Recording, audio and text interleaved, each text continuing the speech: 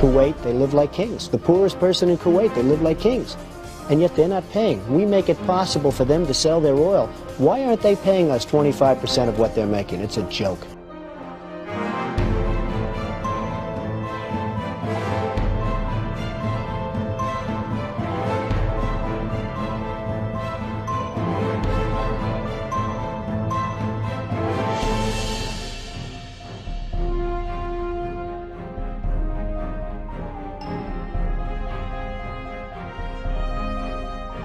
Why didn't we say, we want 50% of your oil forever, or we're not letting you go back in?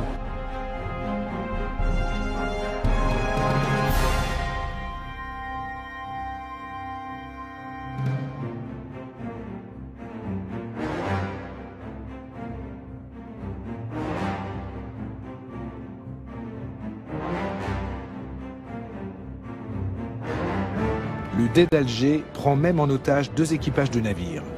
Ils réclament 60 000 $ pour leur libération ou menacent d'en faire des esclaves.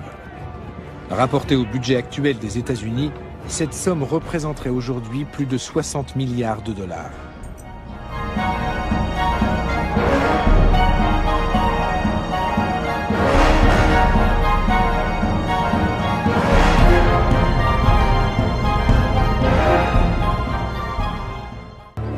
Nous les avons achetés.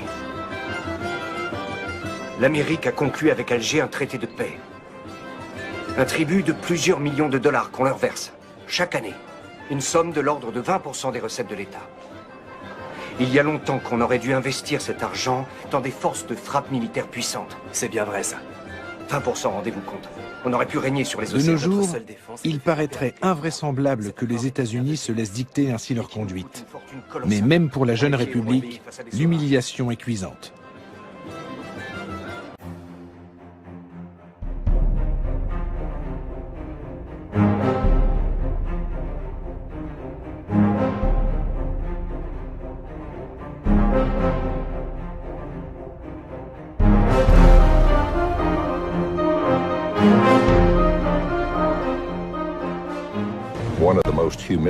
En 1795, les États-Unis ont connu un épisode particulièrement humiliant.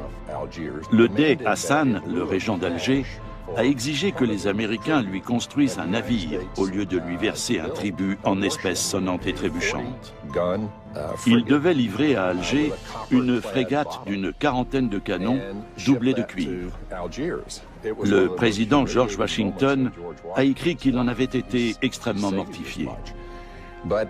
Mais les États-Unis étaient faibles à cette époque, et le président a jugé que son pays n'avait pas d'autre choix que de s'exécuter.